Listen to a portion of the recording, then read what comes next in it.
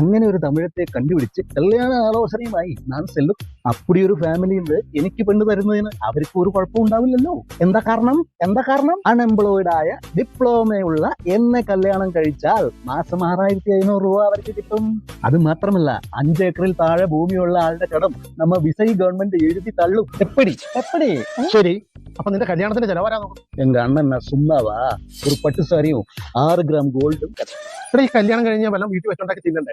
പട്ടണം കിടക്കാൻ പറ്റുമോ? ഇവിടെ അല്ലേ അപ്പ ഗ്യാസും ഗീസും ഒന്നും ഇല്ലാത്തത്.